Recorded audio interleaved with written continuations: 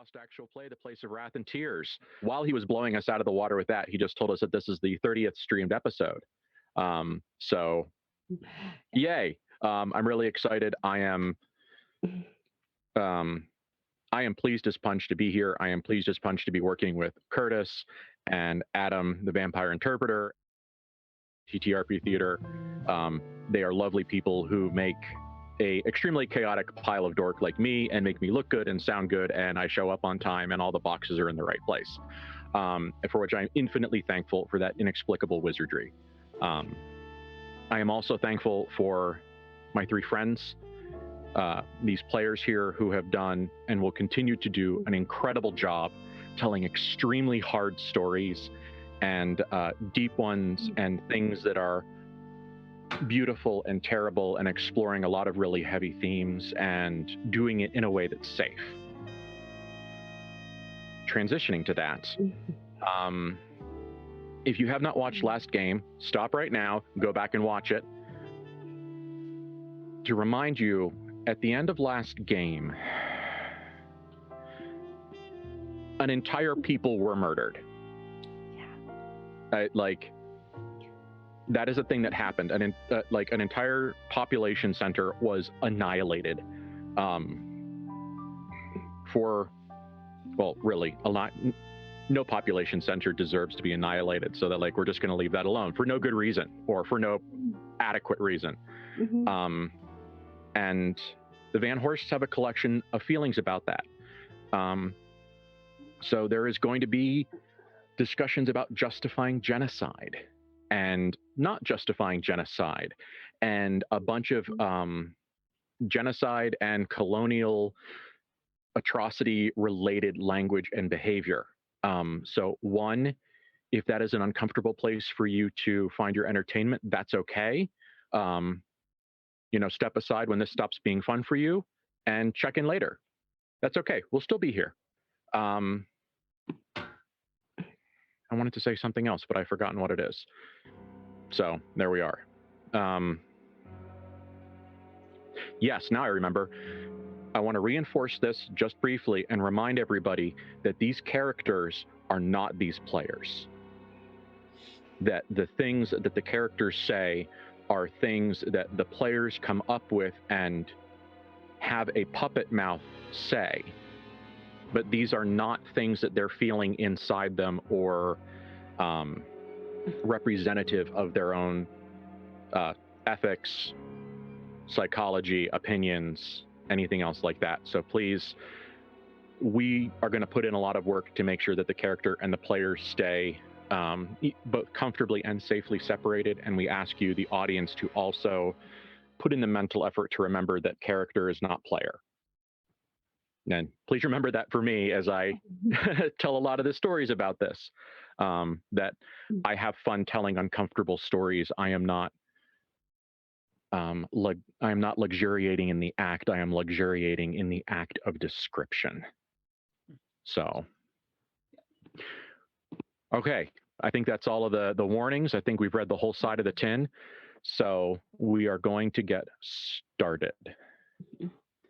The very last scene of the last game was the silver-faced major domo, second in command, head butler at the end of the hallway, at the end of the improbably sized room that the throne and the controls to this machine were dropping to the ground in abject submission, exhaustion, abandon. Just, they are a broken creature. And that is where we left. Do we want to say that it's been maybe a half an hour or so that people have had time to get themselves centered, or do you want to go right in from that exact moment and start rolling? I think that the only thing that I would have is that, I'd want to know where the being, where they go after genuflecting, because the way that Matthew would interact and react to certain things will differ based on whether or not he is under observation or not, if that makes sense. Yes. In the next few moments after this, like I said, he had his forehead on the ground in what is very clearly, head on ground, in what is clearly a gesture of submission or surrender. But after that, if uninteracted with, they will start to kind of like list to the side and curl in go fetal as the trauma of the extinction of their species goes, rattles through their brain. So right now they don't look like a threat. I mean, I'm sure you could try to get them up and talk to them. Are the doors completely broken, or can they be reclosed? I can't remember from last game. They can be reclosed. You would be fairly certain that at some point repairs might be needed. Like if you were really thinking long term, that inevitably there was some damage done to some of the mechanisms. But the thing that failed was parts of the lock and other things. Like the doors open and close. They're damaged on the one side. The random bar that you use to block it, Clara, is busted out. I mean, they work, but I don't think you'd want to use them in their current state to resist another rampaging mob. So please contain yourself to one rampaging mob in this location. I feel like probably starting from right where we left off is smartest. That I agree. All into the headspace and All right. So yes. So the silver majordomo has dropped to the ground. It has been a couple of moments. Not enough for anything to happen, but just enough to catch your breath and do that. And you are not certain, you don't know what these creatures are, let alone their body language. You see there is enough human-esque body language, but you can absolutely recognize that, like, in their posture, that they are broken on a very fundamental level. Like this is not a proud creature in good spirits performing an act of submission. This is just a broken thing, just shattered on the floor in the way that they know how to land. Matthew will just kind of give a quick look at Bethany, and it's a look that's a question. Like Bethany knows him well enough. That's basically like, did you know this would happen?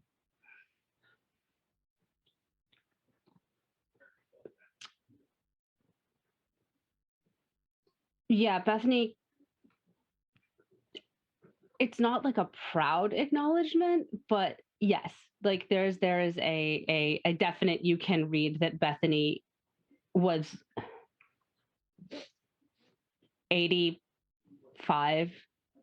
sure this was the outcome. Let's say, like, in the highest, this was most likely going to happen, and didn't tell you and didn't care. Yep. That's the vibe. Yeah, that's the vibe. And it's not like, yes, I absolutely knew and this is the right thing to do, but just like, yeah. From my memory, with sitting on the throne, there's some control over the mechanisms of this factory. Matthew was going to close the doors between them and the completely broken creature that they have left. Okay, you want that thing to end up on the outside of this room. Yes, that is the goal. Okay. The moment Clara Is sees that you reaching possible? for it, she kind of like pulls herself out of this stupor she's been in after having puked. Like this happened and she just turned to the side and puked. She couldn't process. She's no. I said I would help them. I said, is there anybody out there left? She's trying to scramble up to the creature. Can we stop this? Can we help any of them out there? Is there anybody left?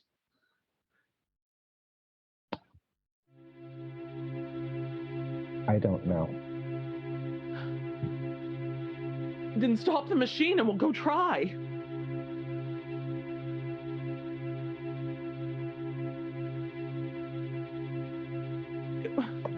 Matthew will step off the throne. Mm-hmm. And he will start walking. Where's the closest place that he can look over the settlement?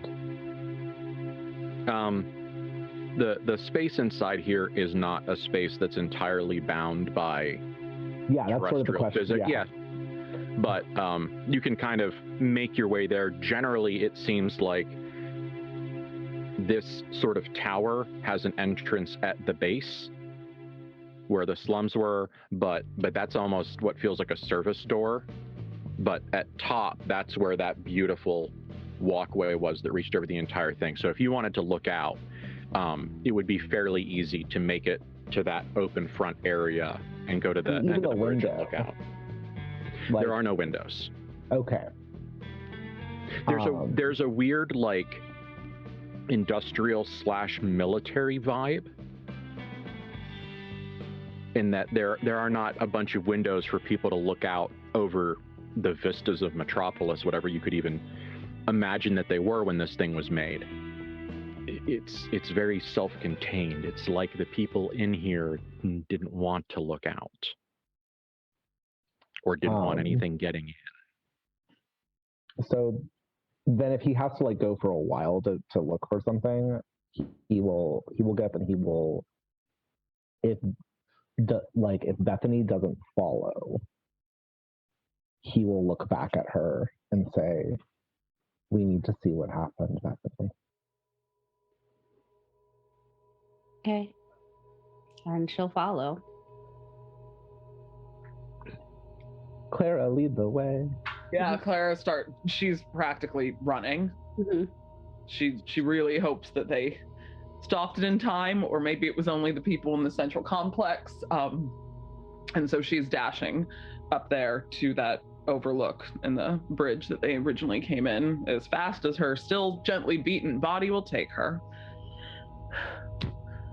There is a little bit of kind of up these stairs, over here, down here, around here. I mean, it's not a perfectly logical way to get there. And you go past uncounted ages of beautiful things now that are yours now, which is nice. All of these pieces of art and maybe even a couple of weapons. Who knows? I mean, there's just stuff. It's an upscale junk shop are here for your perusal. But when you get to the top, these doors have been broken in, have been physically destroyed. The glass fronting has been beaten in. There is kind of the blood of these creatures is kind of the color of the squeezins of the machine, but it is a lighter color. Like the vitriol that you guys saw is this tarry, malignant black stuff that flows very smoothly, but with a lot of surface tension and a lot of weight. The stuff inside their veins, that it looks like that some of them broke themselves getting in here because mobs create a lot of casualties. This stuff is like thinner and almost looks a little marbly. Like there's the black stuff and then there's kind of like a clearish yellow kind of interstitial fluid here. So you can see it, but also see that there are other, that it's not all vitriol, whatever vitriol is. When you look out through this broken door and gaze upon what you have made, it is a pristine, perfectly circular, and you have a feeling that if some great being were able to bring down their measuring tools and measure this circle, that it would be perfect beyond the level of precision that you are aware of measuring. It has the metal, now that you can see all the way down to the bottom, has the distinct shine, gleam, glisten of of freshly acid cleaned metal. It has that where there's nothing in there, and all of the little nooks and crannies have been absolutely, whatever collected environment is in them has been absolutely stripped free. And there are textures in the bottom of the floor, what are now clearly pieces of a machine that are down here. You can imagine that circle over there opening, or this proliferation of cubes arranging itself in a grinder fashion like the thing that you saw earlier, and sluices, and yeah, for better or for worse, everything underneath this bridge is gone, as if they never existed.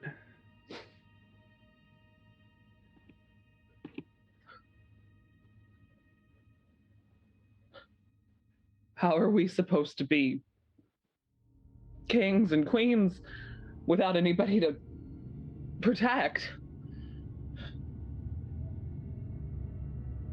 So Clara ran.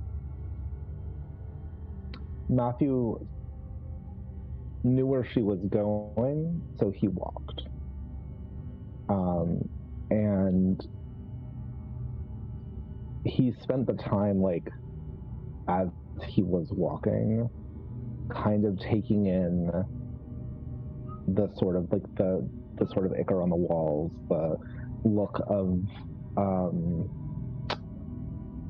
likely violence that was happening, and the desperation that would cause people to bash themselves so furiously against the walls, against the doors. By the time he goes out, he's already pretty sure what he's going to see.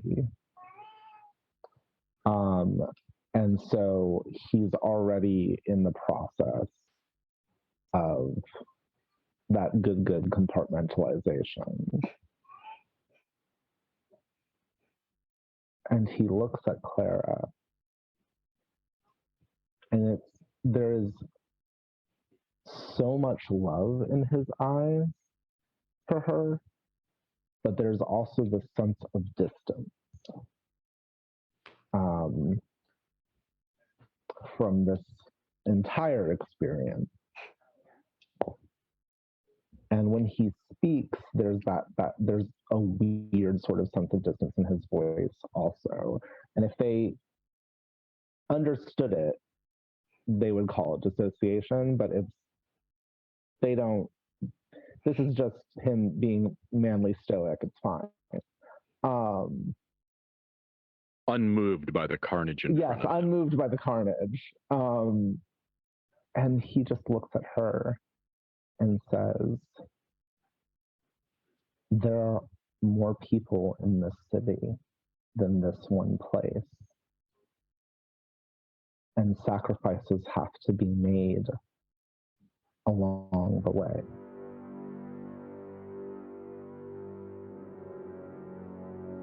I said I'd try to help them. And you did. And they attacked us.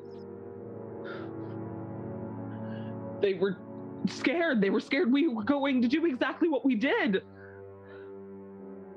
This wouldn't have happened, Clara. And he takes her face in his hands, and he presses his forehead to hers for a moment, and leans back and looks her in the eyes and says, Clara, this never would have happened if their leader hadn't attacked us. You know this. They forced our hand.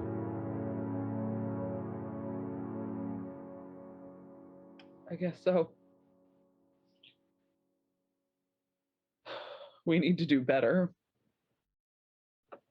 We don't deserve this if we don't do better. He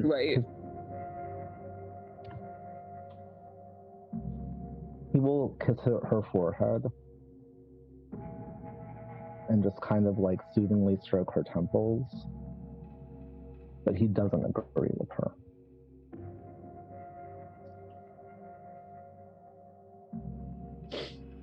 I know this is hard, and I wish that we could have done this your way, Clara. You know that I do. I wish we had been given the opportunity to. We tried. You saw. We didn't act with violence at the beginning of this, but we had to defend ourselves. I know. I just hope that there'd be some left. I know. Do you want to speak with the person that is left? We should, and check on Bethany. Now Claire's looking for Bethany. Did she follow us at all? Mm-hmm. Bethany is Good question. standing at the bridge and looking down, and there is a gently terrifying smile on her face.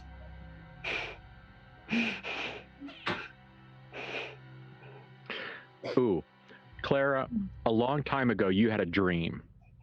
Mm-hmm. The monster that was the closest thing you had to a maternal figure, Sophia, who ended up being this glass-armored, twisted creature called an Osgul, who was bound to love you. There was a moment where your mind was open and her mind was open, and you were both sleeping, and you shared the dream of when a human pulled her and her entire race out of the beautiful, like, flower bulb garden homes that they were in as Azadeva, and pulled them out and dragged them and beat the ones who didn't comply.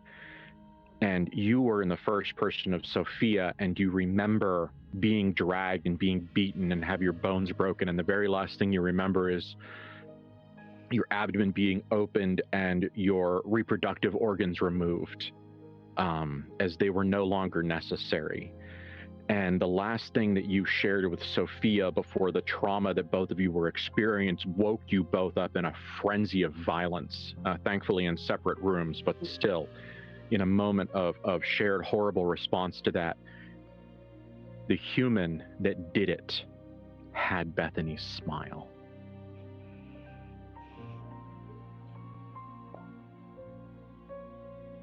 Why don't you go speak to him, and I'll see how Bethany is doing. Yes, I will. And Clara doesn't... There's definitely a moment where she looks a little scared. Whether it's scared of Bethany or scared just in general, but when she sees that smile, there's a stop, and that's when she goes, I will. I'll be with him. And she kisses the corner of Matthew's mouth and then kind of bows to him and bows to Bethany, and then scampers off back down the stairs and up and around. The bowing is noticeable, and is she clearly thinks Matthew's king and Bethany is like the high mage, and she is the least important noble in this new retinue. And she is running off to be with the other servant. My heart. Erica, do you feel like Clara's relationship with Matthew has been damaged? Do you think that your relationship should go down by one? Or should I ask you that during wrap up? Right now, it could go back up. It'll see how they interact. Yeah. But yeah, right now, I don't know how malleable that is. It does feel like she's running off to be the servant. it's a matter of wound care at this point. Yeah. Yep. And she's going off alone to lick wounds. Okay. Well, let's talk with Bethany for a minute. Bethany, you have been looking at some really interesting things over the past few years. And for better or for worse, your research was not guided, nor aside from a few books in Papa's library, was it really focused on the capital T truth. You had to go at this very laterally from stupid books, like whatever it is. I forget his name. The Alchemists. You know, there's a lot of European alchemy in the reference texts. Do you think that Bethany would remember the term vitriol used both alchemically and in old chemistry? Yes, I do think so. Okay. Yeah. Vitriol as is an umbrella term for lots of acids and other things. Specifically, black vitriol is, I think it's sulfuric acid. Oil of vitriol, sulfuric acid. Yeah, H2SO4. So you know that the way this metal has been cleaned, yea, verily etched, that jives. And maybe it wasn't actually called vitriol. Maybe that's just the word that worked. It's very strange that these creatures would speak English to begin with. So lots of question marks about that. But the idea that it all jives. Yeah, black vitriol, oil of vitriol, sulfuric acid. Everything looks acid etched. Okay, yeah, you know.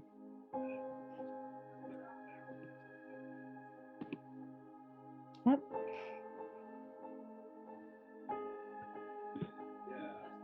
How do you feel about it, though, if anything? Oh, Matthew, go.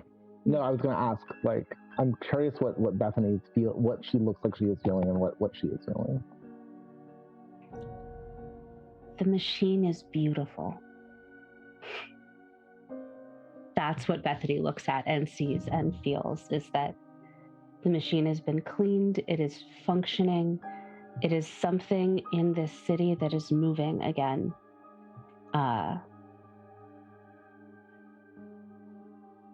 She has not had enough time with this particular species of monster to consider them a people. So she never did. Which is why this is easy for her. She had no conversations and no interactions except for threats from big monsters. And then you kill the big monsters. And then there's machinery that should be put to use. And they were never people. They were the thing that feeds the machine, and that's what they were made for.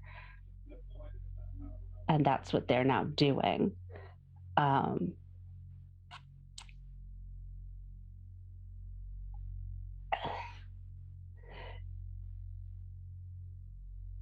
So she has very detached lack of remorse at the catastrophic, like, annihilation she has just caused.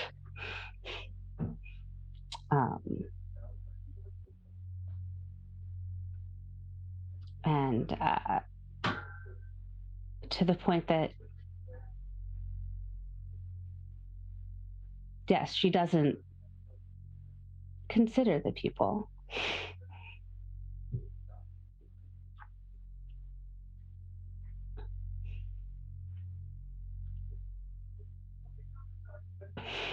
Okay. Yeah, that's where Bethany is. It's a place. It makes fantastic sense. Like I understand why Bethany is there. It's just very difficult to like go, okay, and then. I mean, I've got it in them, but I wanted to Go wait for it. Go, until go, we had go. like a full. I don't want to take space. So Matthew will walk up to Bethany, and he's still got that same sort of like almost like distant sort of feel to him when he speaks, and he says, Bethany, do you believe still in what we want to do, where I can rule and you can advise and Clara can herald? Is that something you still want?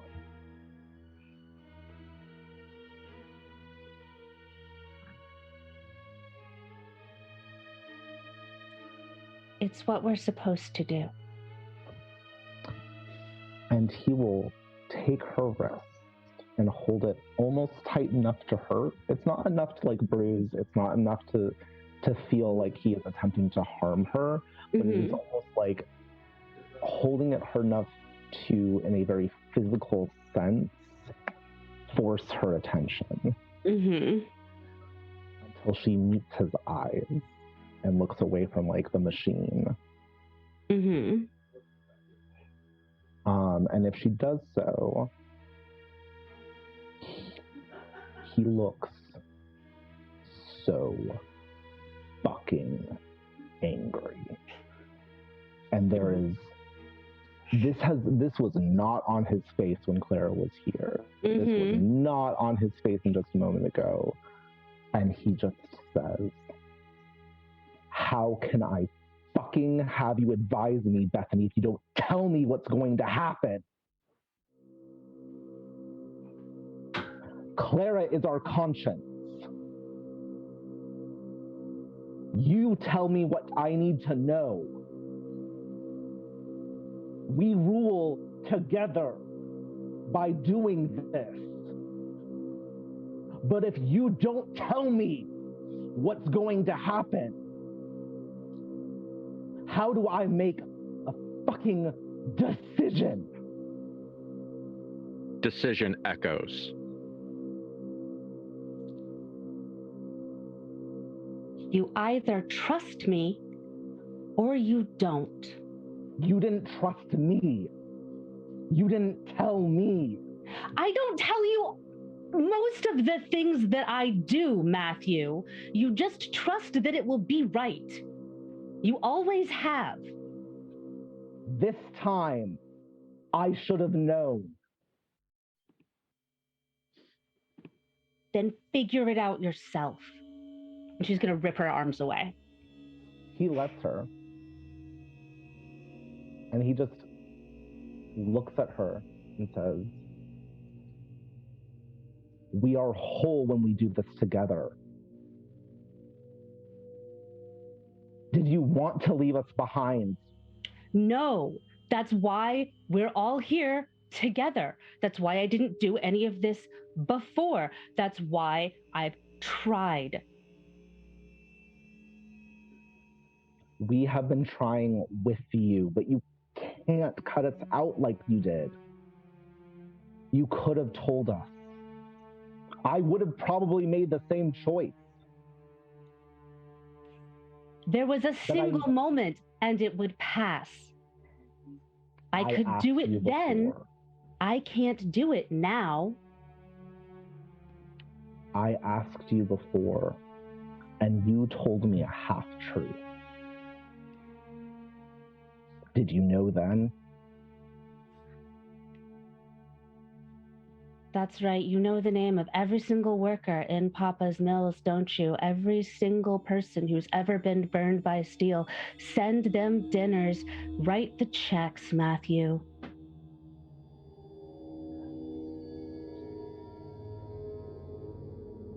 We could have made this better. How? Do you want to wait, line up, judge them, leave the guilty down here to die, to fuel our need to have it be not enough to watch the machine fail? What do you want from me, Matthew? I don't care about them, Bethany. You care that Clara's upset. That's all you care about. And that's what I'm saying. He's going to start walking away on the bridge. because away from the tower, like Yep. all the way away. like Okay. walking on the bridge away, because currently Matthew is Papa, and she never got to do that. So Every time you've done something like this, I have supported you. The one time that I tell you that I'm upset, you won't even listen to me.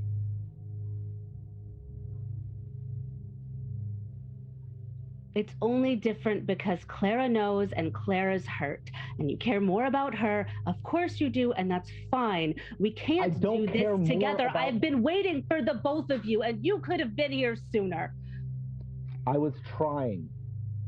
You waited. I want us to be together. You want to be with her. So I go want to rule be with both of you. with your queen and let me go, Matthew.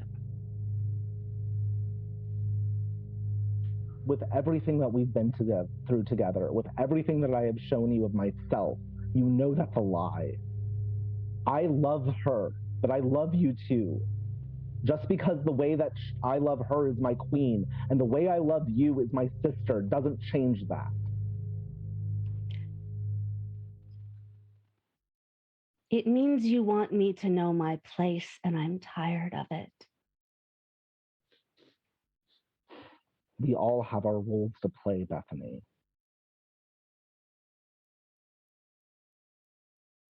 Do you want to do that? Because if you do, then I did the right thing and you're mad for no reason. This is what we're supposed to do. Or do you want me to find a new role, my own role? And if that's true, then you have every right to be mad, but so do I, and I'm leaving. I don't want you to find a new role, but I want you to actually talk to me. Why did you hide it from me, Bethany? It didn't matter.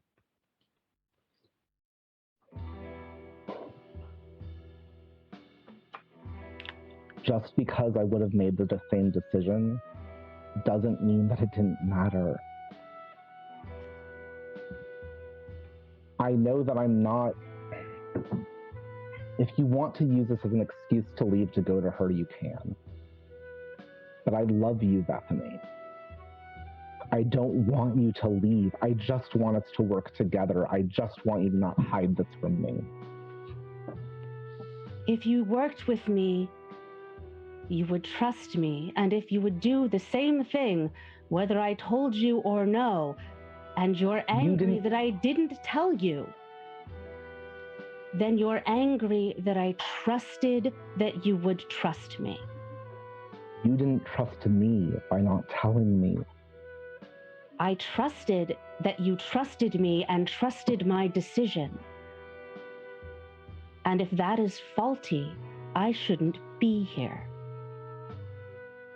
I don't trust myself so much of the time, Matthew. I trust you instead. I trust you when I don't know what I'm seeing. I trust you when I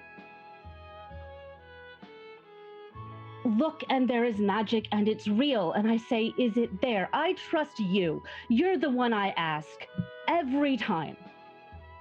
Then trust me when I say that this could have gone better if we had known before. What were you going to do that was different? What were you going to do when the moment passed and the magic didn't work? When I first asked you when we were standing there what this machine would do, we could have used that time we had to convince Clara that this was the right decision. You know this. You can't convince her in 3 seconds. You can't convince her in a minute. We'll never know that.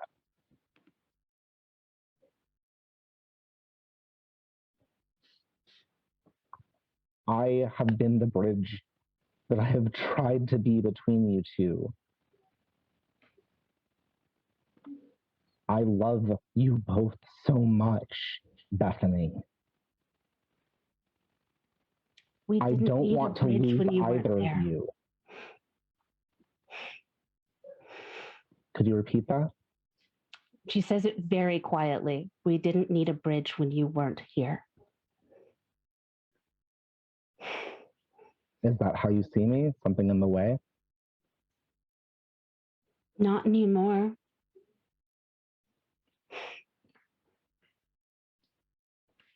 But for a long time, yes, Matthew.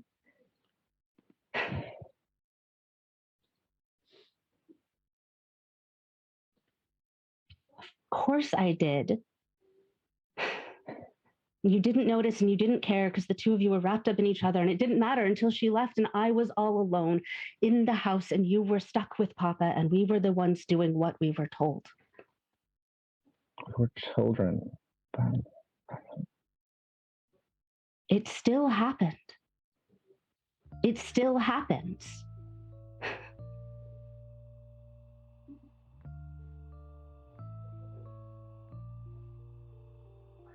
I don't know how to heal this rift that just grew. You saw her expression, Bethany. Go tell her you didn't know. Go tell her it's all my fault. I won't villainize you. Why not? Because She wants to. She I've wants said? to blame somebody. Let her blame me. You two go play. That's not what I want. Is that what you want?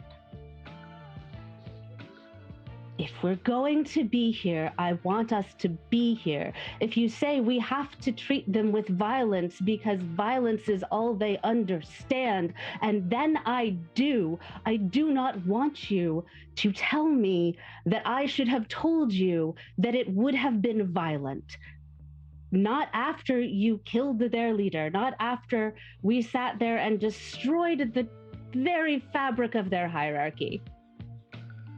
I don't want you to pretend that it's very, very, very different, to let them be the vitriol that cleans the machine, that makes it work. At no point has this been about them, Bethany. I know. This is about us. This is about Clara. This is about us as a group. This is about Clara.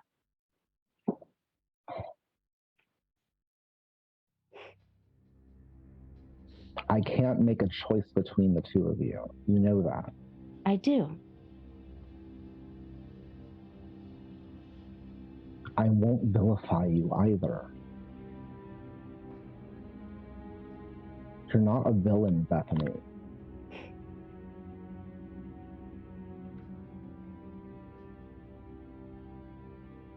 I want you to trust me, not just in...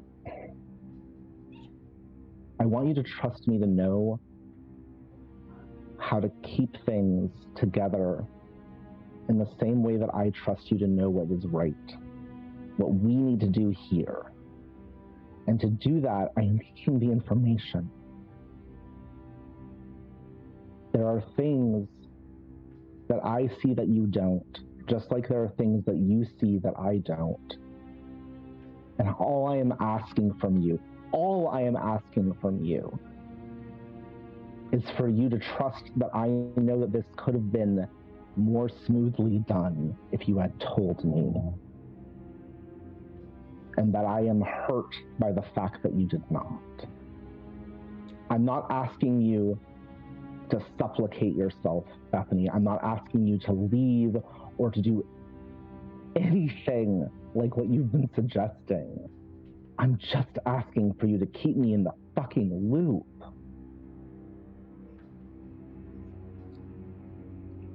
The things that I see that you don't aren't real. We both know that.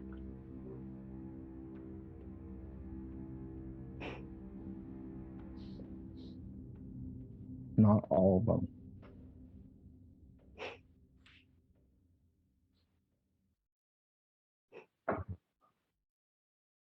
He will step towards her.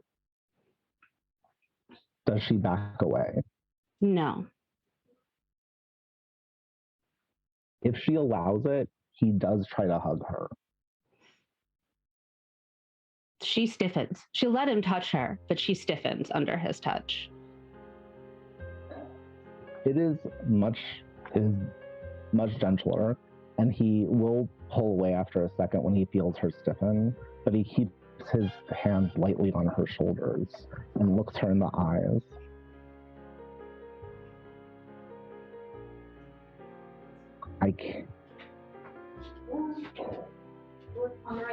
I am trying to remind myself of what is the right thing to do when it comes to how to make sure that we can rule this place as it needs to be ruled, which you know more about, Bethany, while still being able to keep what we want to have out of our rulership, which we need Clara for. And the three of us are so much stronger together. And I love you, just as I love Clara. It's not lesser because it's different. That's all I am asking.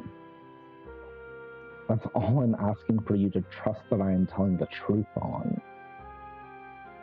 I don't want you to leave us, and I don't want Clara to be hurt in this way.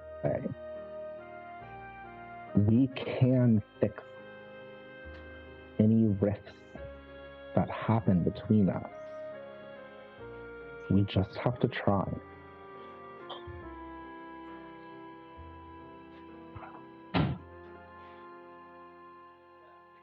We just have to think it's worth it.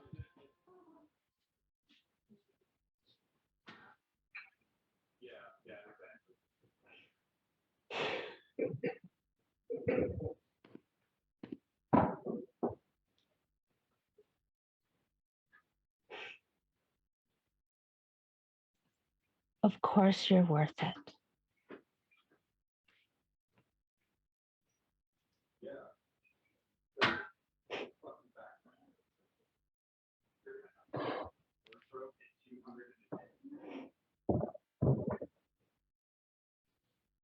He will press his forehead to hers. Does she seem like she is being honest? Or that she's just saying what she wants him to hear? No, she's being honest. Mm-hmm.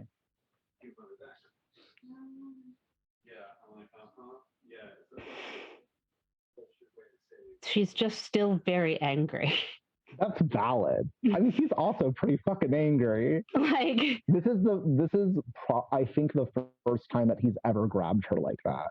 Oh yeah, I think Ever. this is the first time she's probably like really yelled at him like that. Like, Yeah, like they do not usually have fights like this. No, this is not what they do. Everybody okay? Yeah. Emotions. How are you doing? Like, I was gonna say, how are you doing, Erica? Yeah. Okay, good. We're going to go back and we're going to talk to Clara, and she's going to be very emotional about this.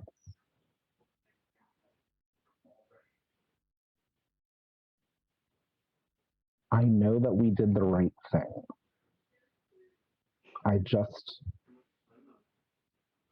She is in many ways our link to humanity. And I know that we're trying to leave it. But we need to know how others think. And she knows how people think. She knows how to make people act. She is everything that we're not. And I love her just as I love you. And I know you love her too.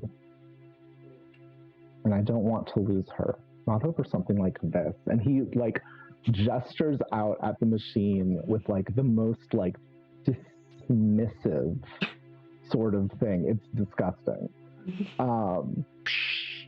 Yeah. I know that she'll get over this. We just have to make her see. But we have to be gentle with her. Okay? Okay. And then he will head back in. Oh my God. That was, yeah. Oh,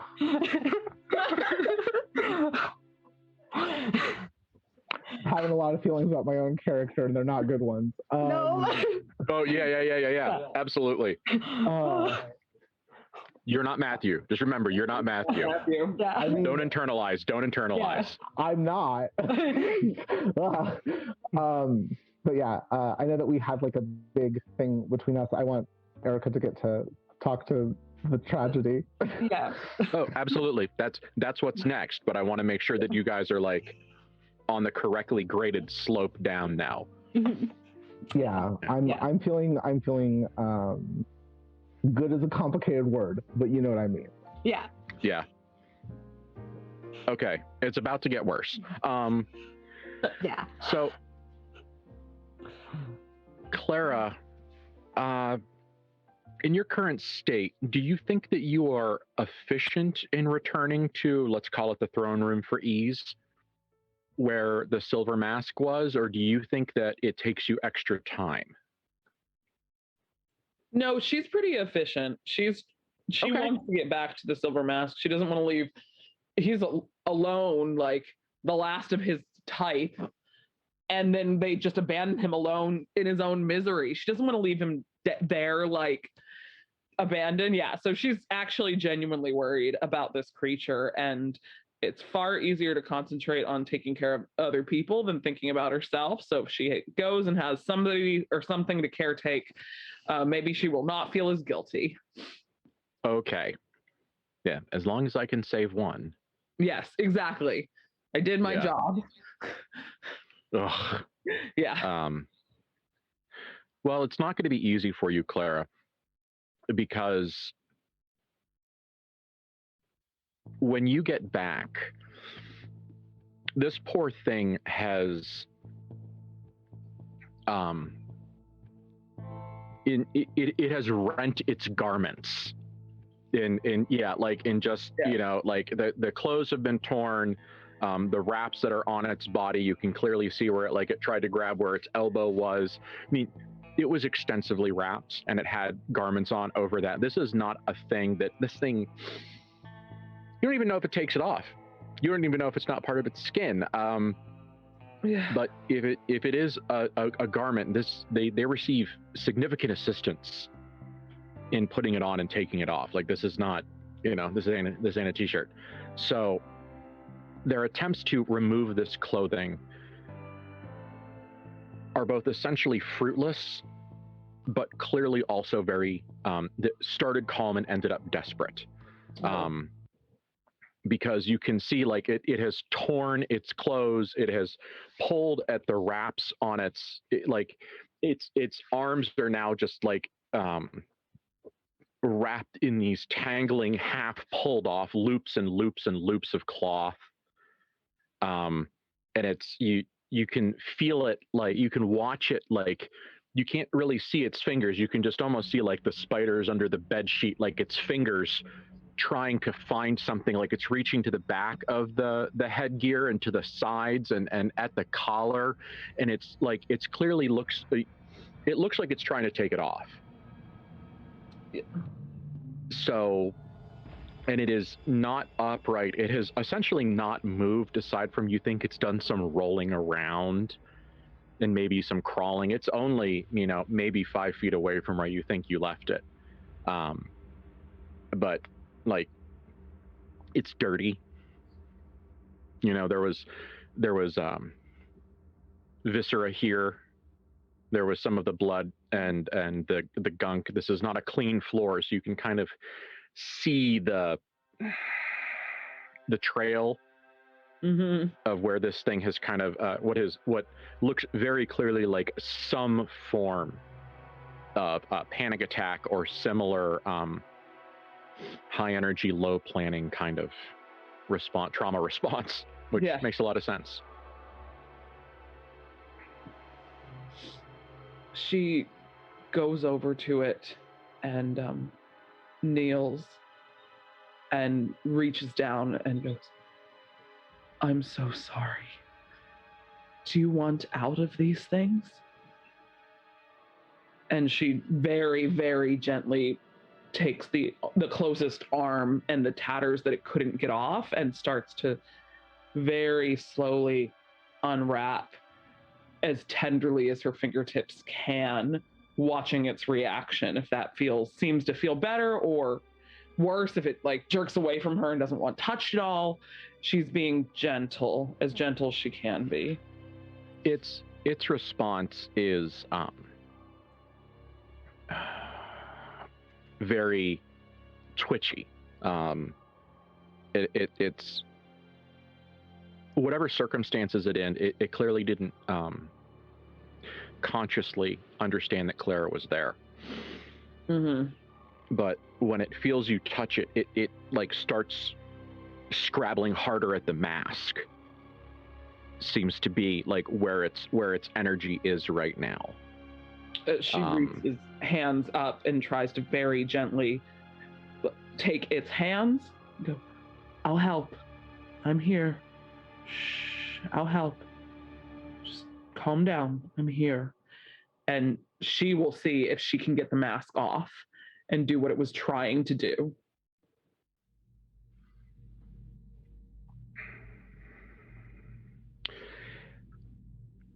You can see it's that, very large kind of almost like a blown glass sort of look. Yeah. But you can see running from what looks like the top of the oval curve running down the back is a seam ?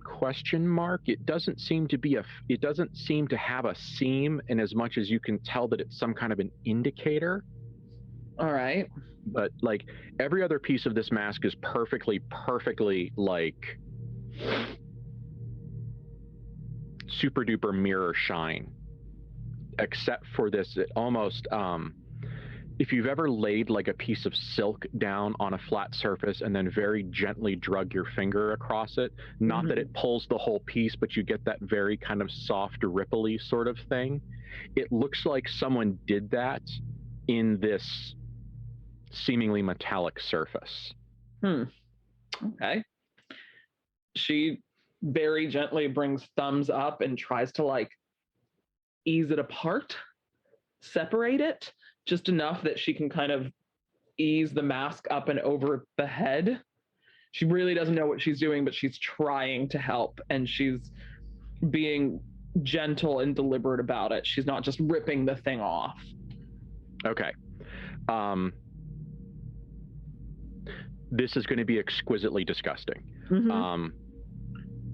As it peels off, you get a couple of sensory impressions. As soon as the seal starts to break, you get the fetid odor of like sealed in body. Okay. Like it's a different range of smells. I mean, the waste chemicals that this body produces are a different set of waste chemicals than a human body produces. The environment that it's in creates different smells when they interact. But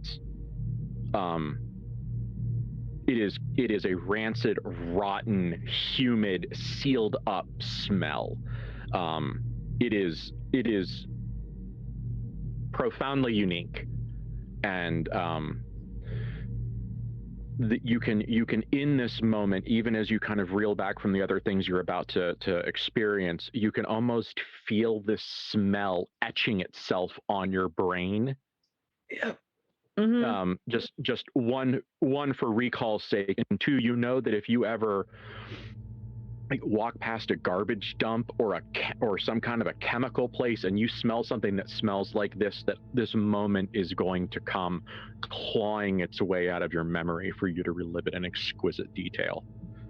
But when there's also a fleshy noise, kind of like a crackling, peeling, oystery kind of sound. That sound of wet, soft things under tension being pulled away from something hard. If Bethany were here, she would identify this as one of her top 10 schizophrenia nightmare fuel sensations. And you can, like, as the light starts to get into, you can actually like see. You don't want to see that it's pulling apart, but like veins of viscous, gluey. It is a horror show. You are entirely uncertain how long this mask has been sealed onto this creature. You are just very aware that it has been a really long time, or it has been a reasonable amount of time, and this creature has regurgitated messily into the helmet. You're not sure which, but something profoundly awful has happened here. But you peel it off, and it does come off, and it kind of it hasn't looked at you yet. I mean, you're looking at the back of it, and it makes this kind of I just used regurgitated, but it's such the right sound. It makes that kind of like a barfing, a clearing of tubes sound. And you hear like this wet mucousy splash on the ground, and the smell, it's hurting your eyes at this point. It's you can feel like your nose is going to run shortly just from the assault on your senses. This thing's skin is like, do you ever see one of those really cute, yeah, totally, we're gonna get there, don't worry. Do you ever see one of those like cute little videos where they're like top 5 weirdest mushrooms, and they poke them, and like all like the gray or the red goop comes out of the top of the crown of the mushroom? It has that kind of combo texture of like that mycological matte with kind of a shiny crystalline extrusion. It is fucking horrible. I get to have my fun now. Yeah. And yeah. So, Clara, what did you roll, and what did you roll? I rolled to see. I was like, it's an act of pure willpower for her not to puke at this moment. Like, that's just, yeah. It's a keep it together. Yeah, pretty much. And she rolled a 12, so she's like halfway there. But she just puked like not even 10 minutes ago. So I think she's kind of for a moment. She kind of crawls to the side and just dry heaves. And yeah, it's her own snot and the tears of the sensory overload that she just got, and she's kind of like trying to breathe through her mouth so she doesn't smell it more, but then she's kind of tasting it, and everything is awful. And yeah, it is. Feels and tastes awful to be a good person, but she's trying to help this creature, so she kind of You turn around? Yep. Gets herself back together and back to helping. Okay. It is looking at you. You think. Clara, you have seen more of these creatures in the time that you are here. You had more time to examine their facial features and more time to understand how extensive that kind of like stony implant reconstructive surgery was. That it was clearly a profoundly invasive procedure. But the full impact of that surgery did not hit you until now, as you see a unmodified one of these. The entire front, everything above what you presume is a mouth, if it was a human skull, from like the cheekbones to the top of the forehead. Well, my forehead stops here, but like a normal forehead. Yeah. It is a series of eyes. They are shiny. They are generally round. They seem to have things in them that are flexing. But really, they could also be like the percolator bubbles, or the little bubbly oil gauge on an old-fashioned machine. Your mind is trying in this moment to find anything else that's kind of shiny with some activity behind it, that moves around a little bit, that's like a round little glassy thing, because there is a part of you that is trying extremely hard to reject the fact that these are eyes. But also it is unavoidable to understand that they are. The lower, from here down is this it's like what's the, not kudzu, what's the vine that hangs off trees and swamps? Oh, Spanish moss? Yeah, it's like Spanish moss, like all of this feathery stuff that has kind of started to uncurl down around its mouth, except it's flesh, it's meat, but there's also something fungal about it. You can kind of see some the structure of like gills and other things underneath it, that kind of striation. And there's some holes around it. There's like a series of what looks like holes up here, and like you think there's some kind of a something or other like pushing out of the skin like here. Aside from the assumption that it needs to observe its environment and interact with it, and presumably take in nutrition, and you presume that because it's kind of human shaped, the same organs kind of go in the same place, which is a pretty fucking bold assertion. You know, yeah, you can see you can see what this thing looked like, but also the very terrible part is that you can at the same time see the way this thing was savagely altered, how it was normalized to look like something else, how the stones pushed to make cheekbones, how the eyes were either excised or covered up and stones were put in around to give it a brow ridge, and how everything down here was cut and glued and flesh bound and pasted, and you imagine like pieces of stone and whatever like supporting infrastructure is down here was completely reworked to make it look kind of like a mouth.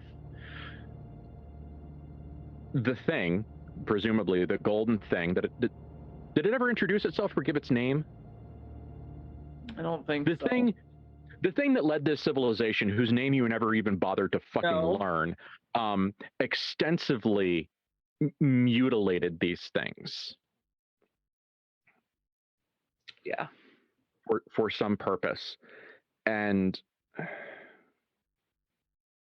when it doesn't have a mouth, when it makes verbal noises, it's everything down here kind of like there's like a visible vibratory, like this entire thing down here is an acoustic chamber. Because there's nothing down here that makes human noises all by itself. But that acoustic chamber down here kind of vibrates, and you see some of these things move and almost look like they're manipulating each other to change the it's cool and gross.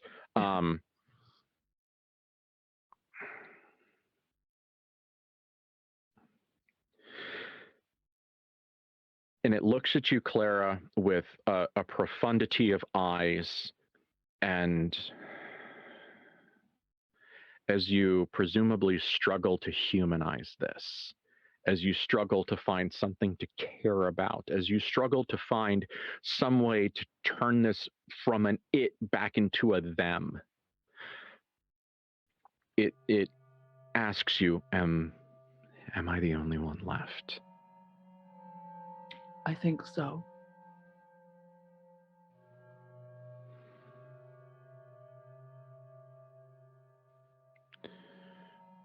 There's a collection of quiet noises that it makes, and its body sort of moves. You have no idea what this thing's both literally and kind of conversationally unmasked body language is, because clearly it is not attempting to emulate anything human at this point, but it has a series of physical shudders, and it says, "Are you going to kill me?" I wasn't planning on it. Do you want me to? I haven't decided. Then can I clean you up? I want to clean myself up. I want to go bathe. Yes. May I go bathe? Of course. Do you need help there? No, the mass, and you can see like now there's maybe a dozen. Oh, that probably sounds bad. There's like maybe a dozen like ends of cloth all around here in what looked like Now it looks kind of cute, kind of like the space helmets from a science fiction movie, because there's kind of a heavy collar that clearly where that mask sealed. But it looks like that now that the mask has been removed, there's some amount of tension that has been removed, which makes sense why it was trying to get things off its hands and then went to a more thoughtful action. But you can see now that this thing is able probably to take some kind of a collar or binding restraint off. Now that the physical mask is off, and remove its garments. Go babe. But what's interesting is if you follow it, you can find out your way to what it thinks is a shower. Yes, I mean Claire's going to. She's not just going to let it run loose in the complex, and she's going to lose entire control of it. So okay, go bathe. If you need anything, it I'll be here. It is, as it is walking away, it is just like it's not removing all of its clothes in a like deep act of unburdening or anything else like that. It is literally just like pulling off things that are on its body. Like this is a very not frenzied, but it's a very low down here in the brain kind of maneuver. Mm-hmm. And you, as it starts to disrobe, you can see further the profound inhumanity of this thing. You can identify multiple supporting structures. You want to call them spines, but they're not. It doesn't really have a rib cage. It's the structure of it is inexplicable and would probably cause every biologist you've ever met or heard of to lose sleep for the rest of their lives, even seeing it. I don't know. When did Day of the Triffid come out? You think that was out at this time? Anyway, it doesn't matter. But there's definitely like a fungal planty vibe to this.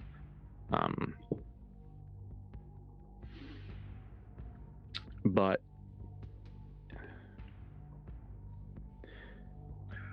it stops. There's a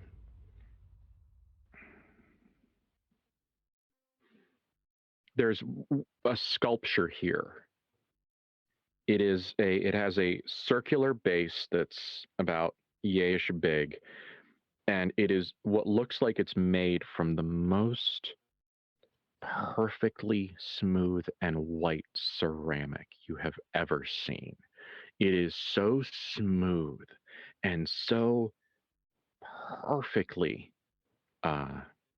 glazed, lacquered, whatever it is in deep layers, because you can see the iridescence in it, so thick and so intricately layered that you can actually almost see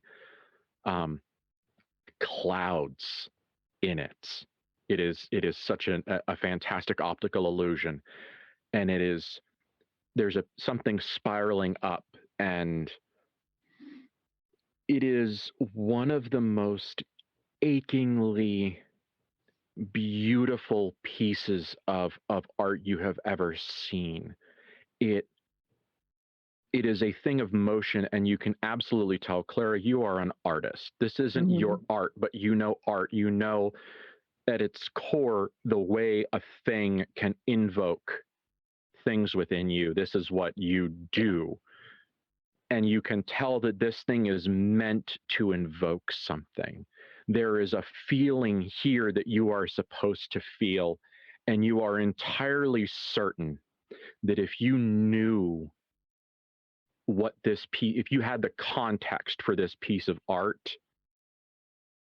that you would not move from this spot, because you would fall to your knees and weep. Either in joyful reminiscence or in the most awful of heartbreak. But this is it, like, even though you have no fucking idea what this thing is about, it's still grabbing you.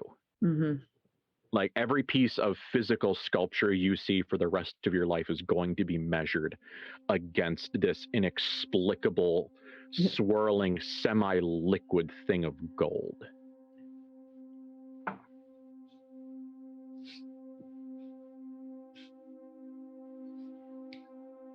It's beautiful.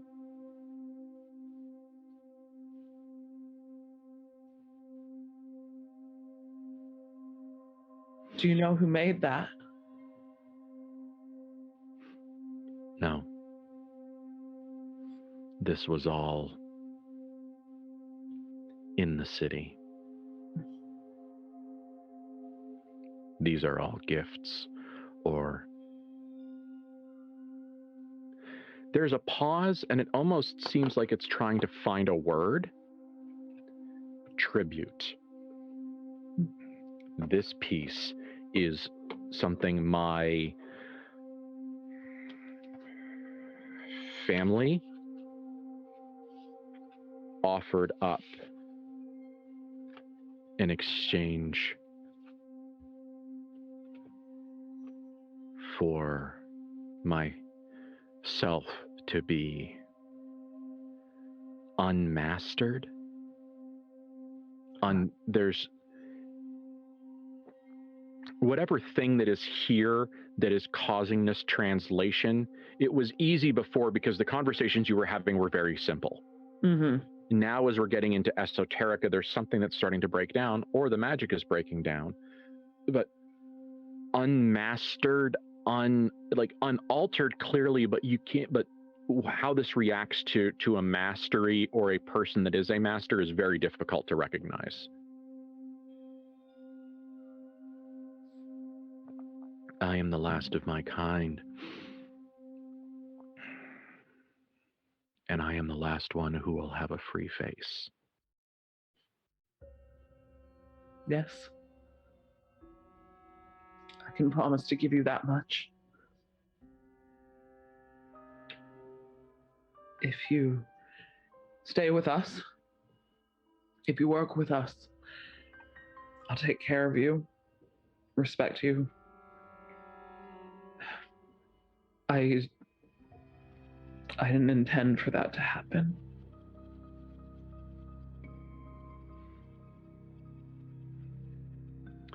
Humans never do.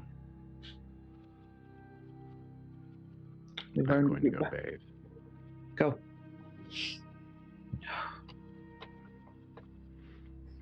You can follow it, but it's clearly done conversing for now. Mm-hmm. However, you are introduced to the rooms of what looks like I don't want to call it a dormitory. It's a living space for multiple people of varying qualities. There's very individual bunk room things over here, and then it extends up to kind of like almost communal living. You can see several bedrooms, but they have a central room. You're presuming that at least one of these rooms is for waste evacuation. There's a couple of them that have places that look like they're designed for waste evacuation. Clearly, these are not like American standard porcelain toilets. Yeah. You know, so it's kind of like, all right, maybe. And then up is, you know, you're a shitty enough person. Up here is your bedroom. It is not an option that it is any other place but your bedroom. It is huge. It is palatial. It is like if H.R. Geiger and Austin Powers got together to redo the inside of the Parthenon. Okay. It is huge. There are these fantastic columns coming up, but they're all rippling with repetitive organic patterns. And everything is sweeping and swooping and beautiful and airy. And you really kind of wish that there was a sun overhead or open windows to let a breeze through.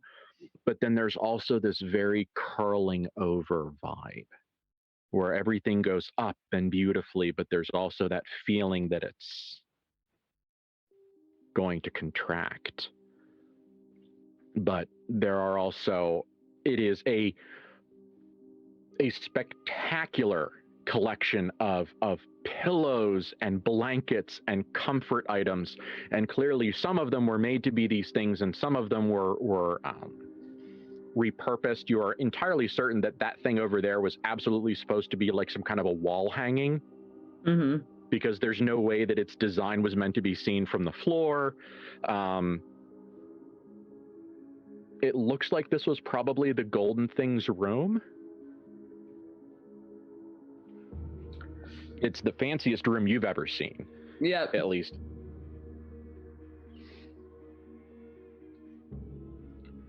Is there anywhere that's like water or anything that Clara looks like she can drink? She would like to get the puke out of her mouth, and she's also not going to stalk it to the bathroom or wherever its shower is. Is that where it went? It went to a back room where it's a bathroom, you presume. Mm-hmm. Like there's a bath there. I mean, like there's a receptacle. It's got some things that look like they dispensed liquid into it that looks like a bath. There's some places on the floor that look like waste elimination would be logical to happen there because they're away from the bath. There are all the pieces of a bathroom, but it is a bathroom that was not designed with American human comfort or frankly physiology in mind. Yeah. Like there's no like suction tubes or anything that's just like really just medically uncomfortable, but it's like the first time you look into like a Japanese bathroom. Yeah. And everything is floor based, where you're like, okay, I understand what I'm supposed to do here. Like I know what this room is for, but exactly what the fuck do I like? What's the mechanics of this process? Because I'm used to a different set of postures and positions and things that are available. So she's just trying to find water. Yeah. After several taps, you find one that produces water that's clear, generally.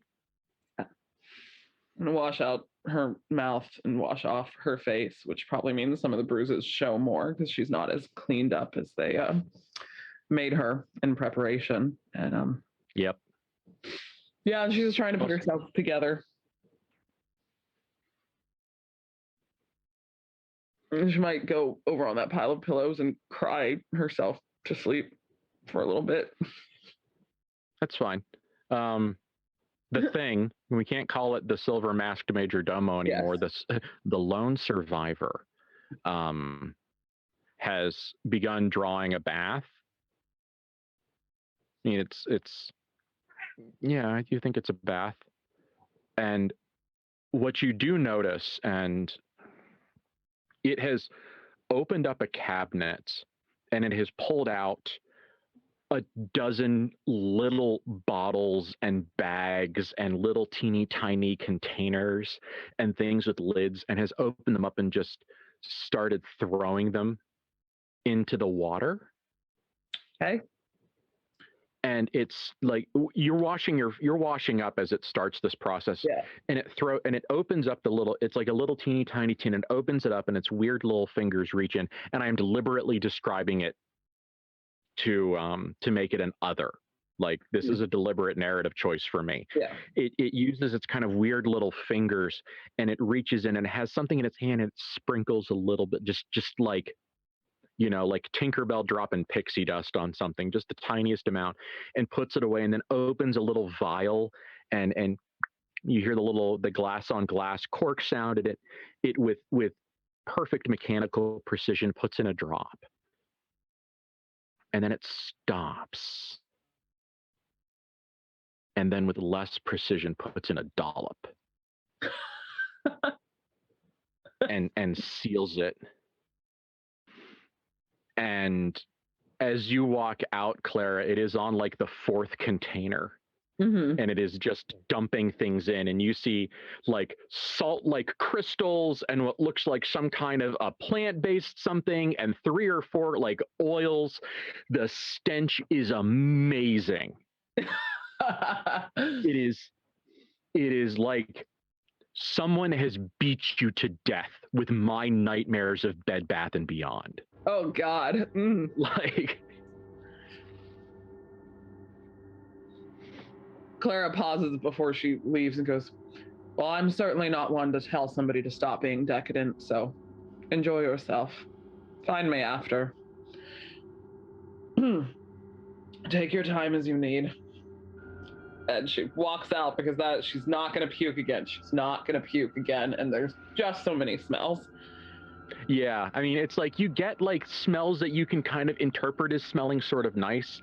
Like there's some kind of like an Epsom salt analog, like you get that like nice medicinal water smell. And there's several things that are, if you could get your nose to shut one eye and squint, olfactorily speaking, you can maybe get something herbal / floral out of it. But on the other hand, there's also like, gall, like the stuff that you barf up when you run out of food. Mm-hmm.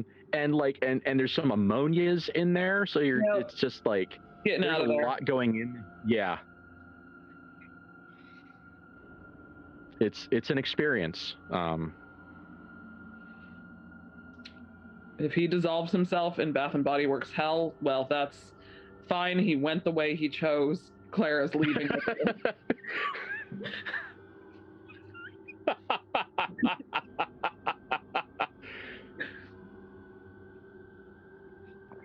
Wow. Like, I was actually sitting here being like, I wonder if this creature ending its own life at this moment would be more impactful for the story or less impactful. Like, what hits harder? Yeah. One left or none left. Like which you turn the knife clockwise or counterclockwise. I don't know, but it's about 9:30, so we're going to take our like 5 or 10 minute break. But I want to ask you, Clara, that kind of like as you walk out and just be like, fine, I don't like, enjoy your decadence. Luxuriate in, I don't know. Feel free to dance in the ashes of your civilization. Use all the balls. That's pretty much how she's. Yeah, she's like, yeah, you're the last one. You might as well enjoy it. Yeah. She doesn't blame the creature. Eat all the chocolate. It's okay. Everyone else is dead. Yeah, Mm-hmm. like real zombie land. Looking for the last Twinkie vibes here. Very enjoyable time. Yeah. Mm-hmm. Wow. Mm-hmm. Like you do as you cry in the bathtub. Yeah. Okay. We need and are going to take a break. So it's 9:34 on my computer. Okay. Frankly, we are going to have a brief check-in. Yeah.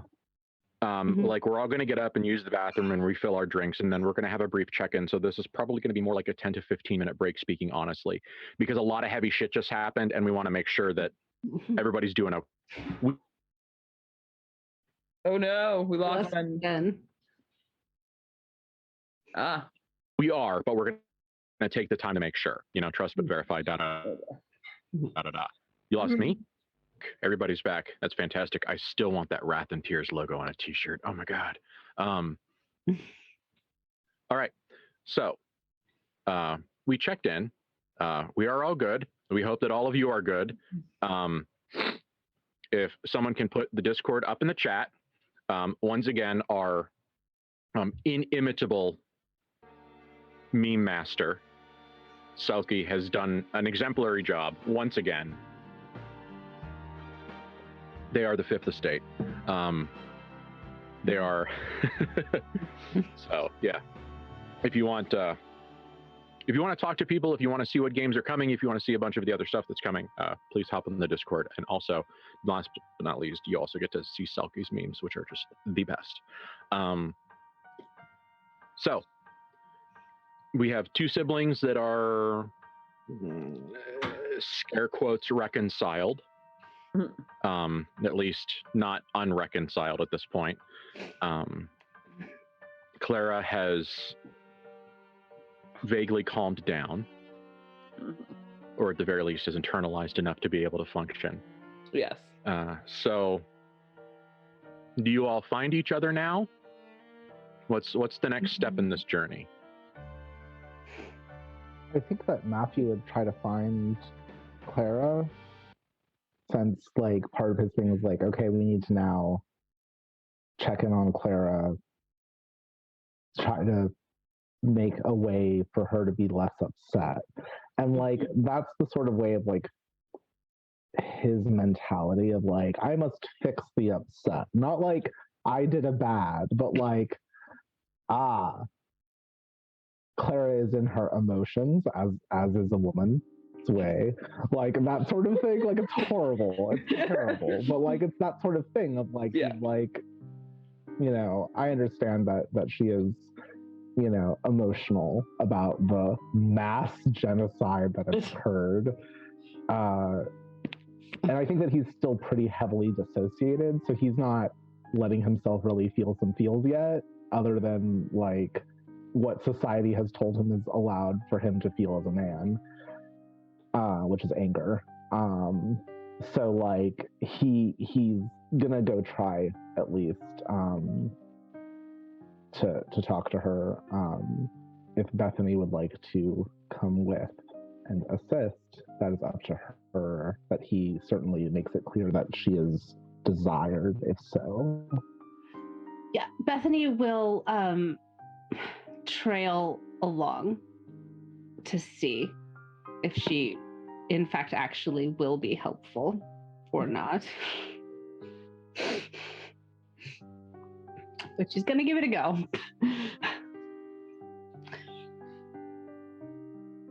Where do you all want to meet up?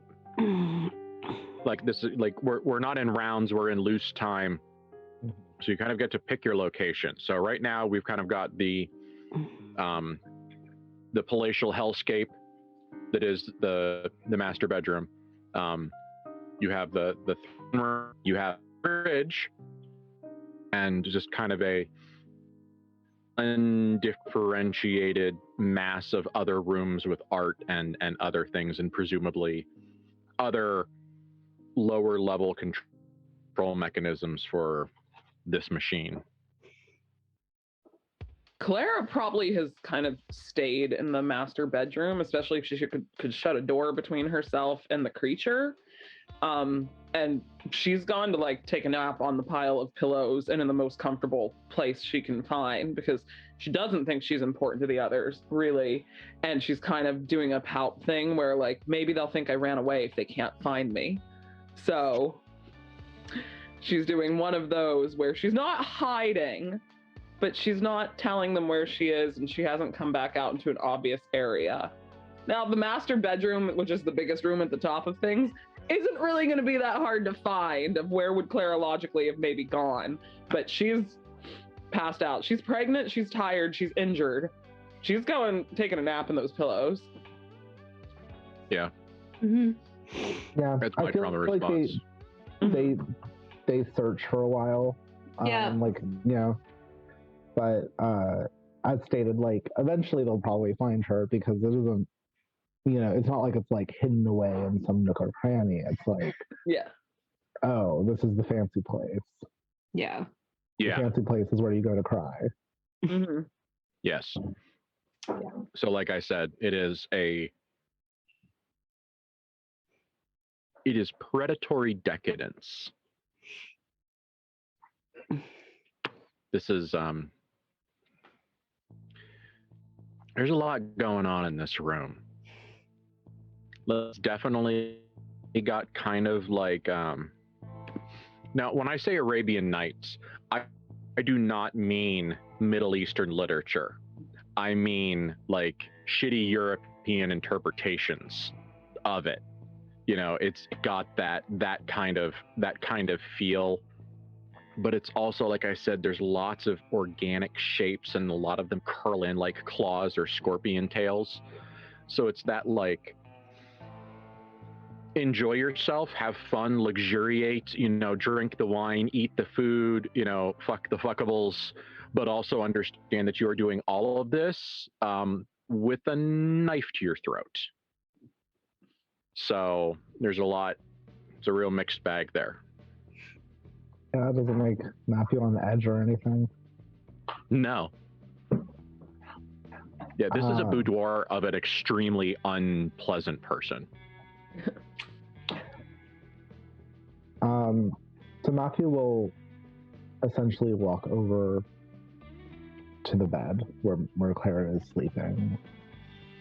And he will carefully and gently kind of like sit down next to her on the edge of the bed. and gently kind of just put his hand on her shoulder.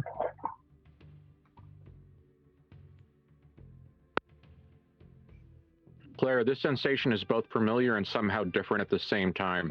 You are not in the right place, physically and mentally. This is a strange moment. One of Matthew's hands still feels somewhat wrong. Who knows what kind of a dream you've had in this place. Yeah. Roll to keep it together. Yeah. She also has, I think, no access to any of her drugs. That's next. Yeah. Okay. You broke Yeah. it. All right. I 12 on to keep it together. Oh, that Okay. might be minus things. I don't know that it's going to be a minus. I know it's not a -3. Yeah, so that's going to be okay. Yeah. So scared, angry, like what's your emotional response?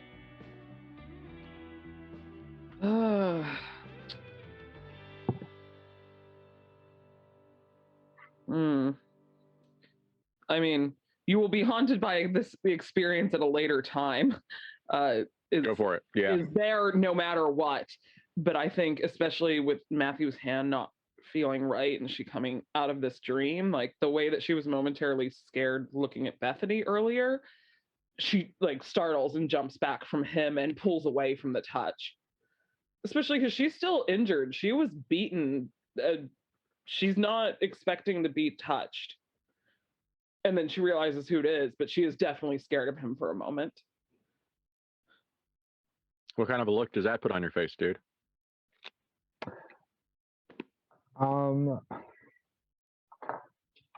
I feel like in this sort of situation, I'm actually going to roll to keep it together.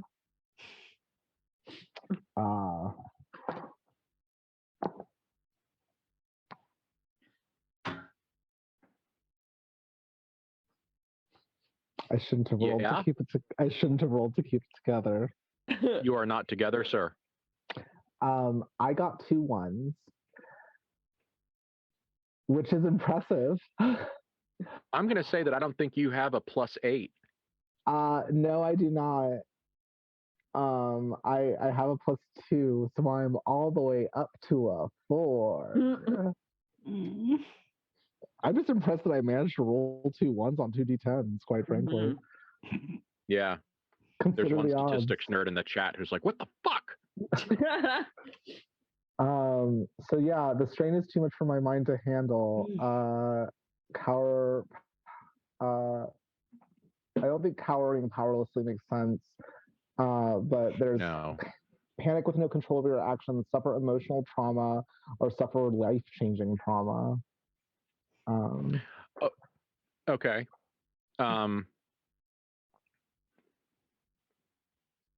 I feel like any of those 3 make sense with the confluence of events that he's dealing with. Yeah. I mean,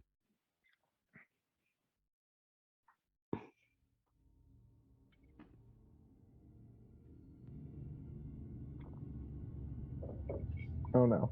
Oh no, we lost a Ben. We lost a Ben. Oh, It's no. okay. We're gonna wait for a second. Yeah. Can you repeat that? Yeah. Nope. The first thing that went through my head, okay, we're going to talk about horrible bird's eye perspective loins. No? Can you hear me? Yes, now we can. Now we can. Wow, okay, that was a solid 30-second lag. All right. So, the first thing that I thought, what came to my head is, oh my God, Matthew's going to hit her. I mean, like, because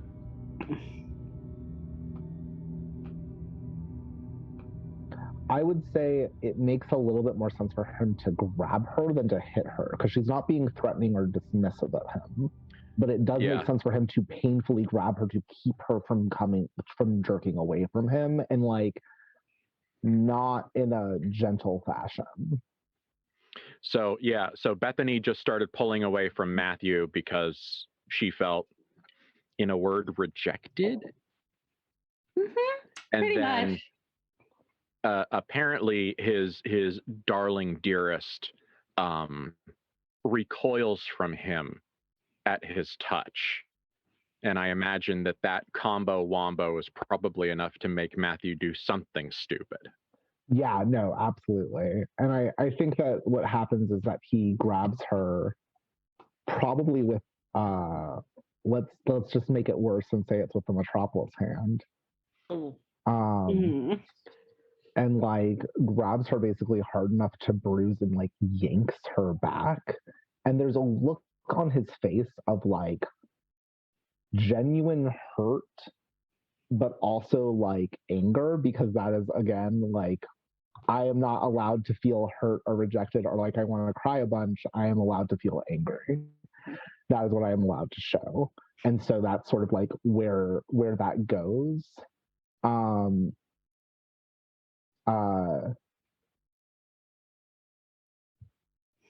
I think once he does that, he realizes that that's not really helpful. But I want to give Clara a moment to respond first. She is not really, she's still waking up. And so she's not protecting her other injuries either. So he kind of jerks her up and she makes a injured animal sound. She gets pulled up to, ah! Mm.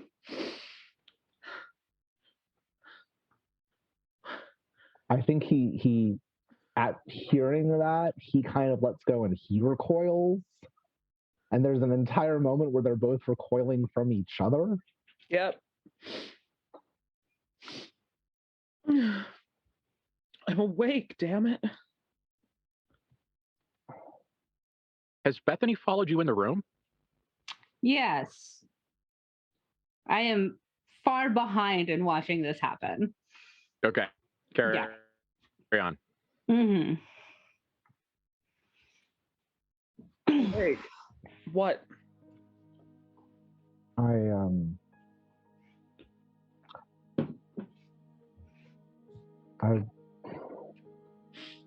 I wanted to check in on you.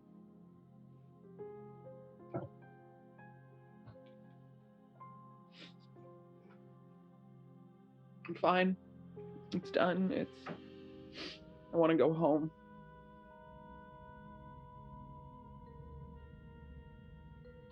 I know. He will reach out with his non-Metropolis hand to try to see if and it's going to be basically like uplifted so that she can choose whether or not to take his hand.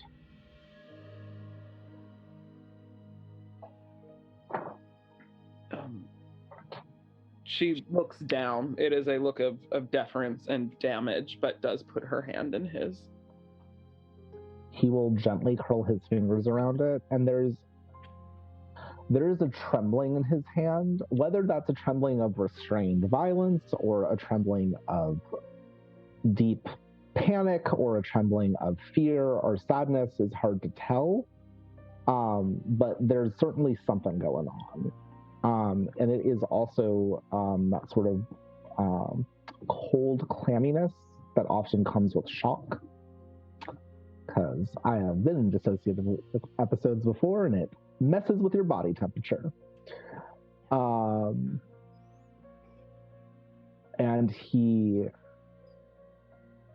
there's definitely the look of it, the expression of someone who's like, I just fucked up, but I can't say that I fucked up because that would be hard. But it's certainly there, and it's on his face. And he takes a sort of slow breath and says,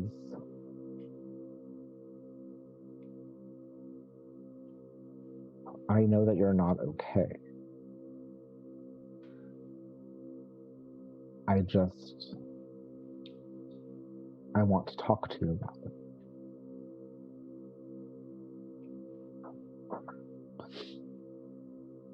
I'm here. Bethany, you can come in too. Everybody should sit. I don't know. This is our home now, isn't it? Metropolis is. Not necessarily the factory. We don't have to stay here. And he kind of gestures to the room itself, which is horrific.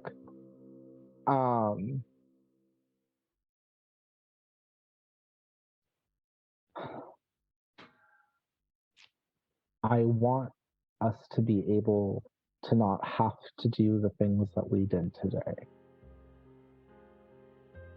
I want that too.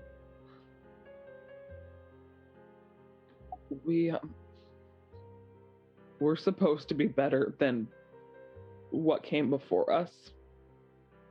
We're supposed to make this place better, not to hurt it or damage it or destroy it or make these people fear and hate us. And we're going to. I know we are, and we're going to have all of us working together to do that. Okay.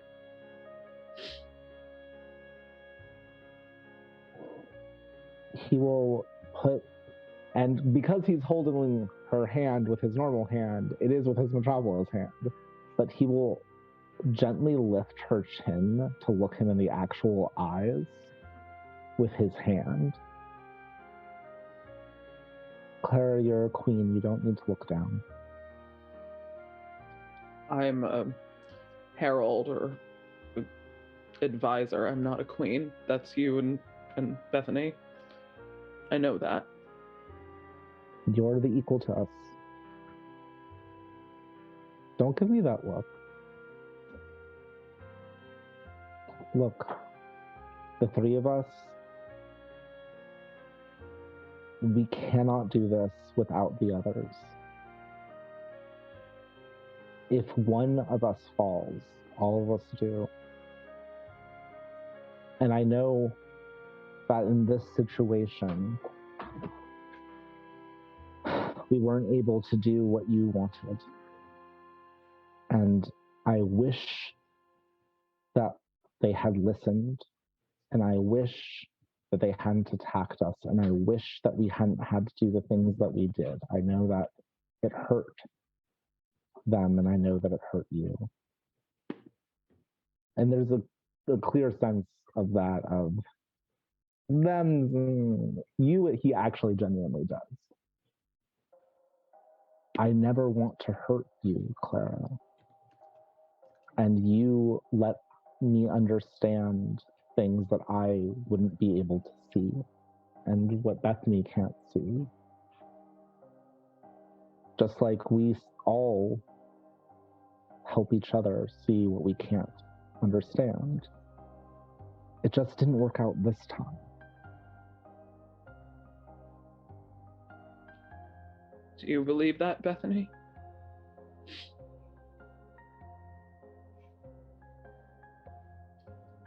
Which parts? Going to say all of it. That we need each other. That, Yes, we need each other. that we can do this in a better way, or do you think that we did it right? Clara. And Bethany will come over from, she's been 15 feet away this whole time, ever since she heard Clara say, I want to go home. Bethany, that stopped her in her tracks and she was standing. Because she heard that. Yeah. Mm-hmm. How is this home now if you want to go home? No. So she will come over for the first time and she will sit down on the pillows. Clara, they hurt you and they stole you and they beat you, and all we came to do was get you back.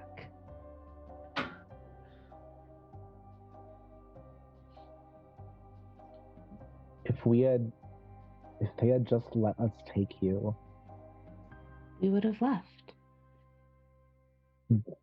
I cannot imagine, Clara, I cannot imagine that every group in Metropolis is so foolish as these. I hope not. I don't know. There will be those that can be reasoned with. There will be those who will listen to your words as they always should have. God. Not your fault he wouldn't listen. I don't know that my life was worth an entire civilization. If they had tried, if their leader had killed one of us in that fight, would ours have been?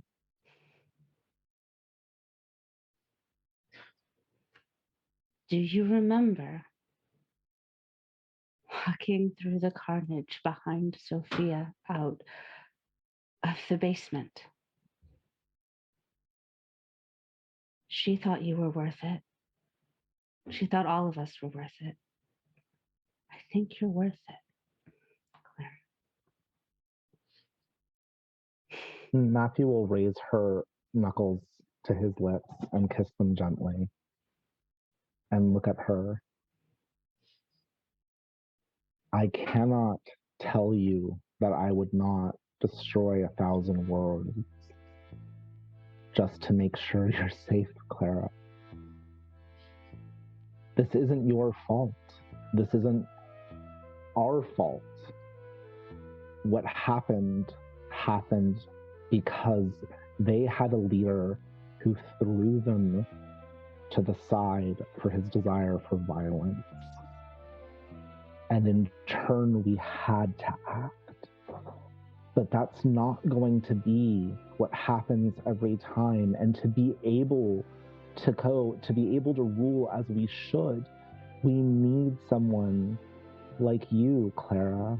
And not just because of the fact that you are able to speak and be heard in a way that even I can't do, but because I don't think either of us would want to move on at all with anything without you. Bethany waited for us for a reason. You got here first. We love you so much, Clara. All of them. Too. I love you too, and it's done. Nothing else we can do. We should explore our new home and go out there and figure things out. I'm just tired and I don't feel good and everything hurts. We'll need to rest some. I know that you need to heal, and we need to figure out what all of this is, but we'll figure out a way for this not to have to be the way that things are for the next time. I promise. We have, for better or worse, power here. And that power will hopefully make it so that others will understand that they need to listen to us.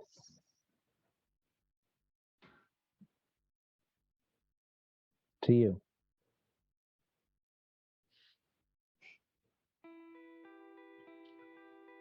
Okay. I will, from behind you all, endeavor to prepare a meal.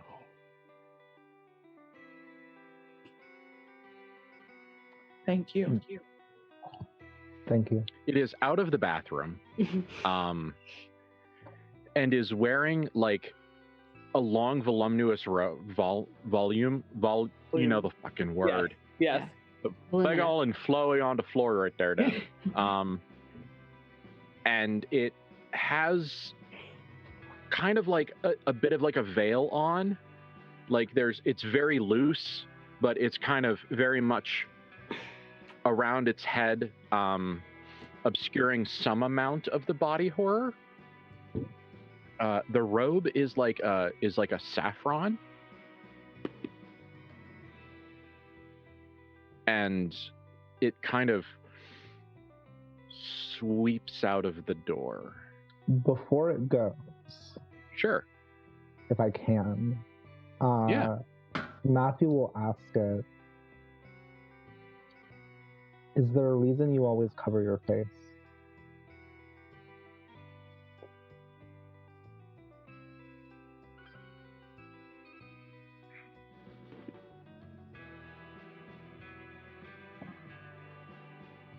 Yes. But you wouldn't understand. I would like you to try.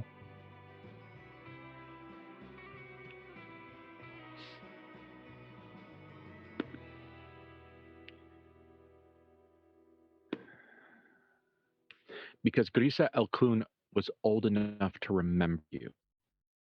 He was old enough to remember the first masters. He was one of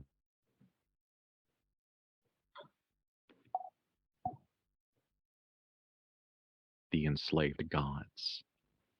To see those he held the power of life and death over, shaped like the masters. But when you are shaped in the way that he could do it, you are damaged. You cannot speak to all the other things. You cannot, and it makes a noise that is just doesn't make sense. And so he had to keep at least one of us intact. And I was chosen. My face has not been shown since I was very young. I am now more comfortable with it hidden. If it is for your comfort and not for ours, please do. I have no issues with your face.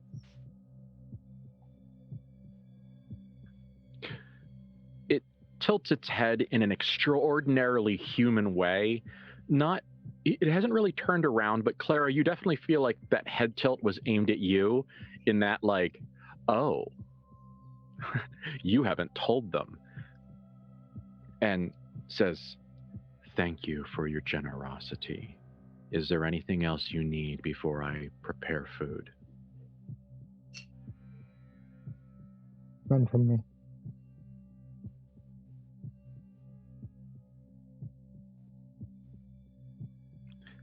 I shall leave. And it swans out. Like, it's not okay. Like, it's absolutely not okay. It went from fawning in the silver mask to some very strange form of, like, I don't want to say royalty, but of dignity. But it's kind of like,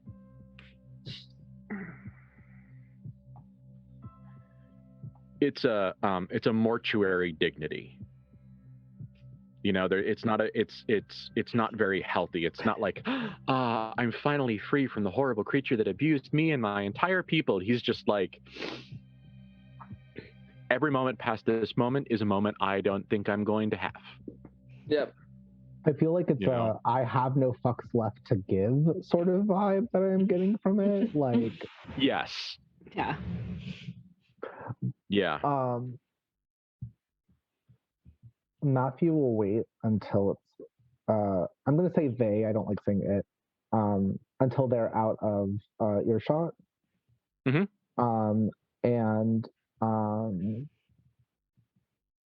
we'll just say as soon as that moment passes, there's every chance that they're going to try to poison us.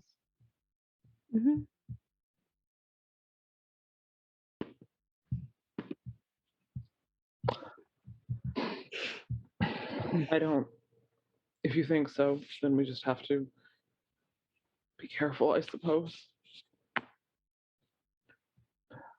I think so. I should eat. I'm not hungry. I agree that we should all eat. It is something that we should just be careful about and aware of. It seemed to have at least some connection with you, Clara? I tried. I helped it. It wanted the mask off. Initially, at least. It wanted to bathe. I helped it. I'm going to continue to try to. I said I would help them, and that's the only one left. It likely, depending on how things go and how you're able to connect, might be a good liaison. Going to try. He will gently squeeze her hand and say, it is difficult for anyone to resist you.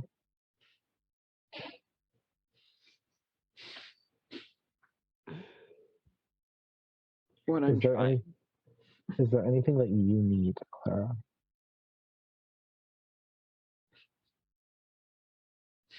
Heroin, but not here, not now. I shouldn't.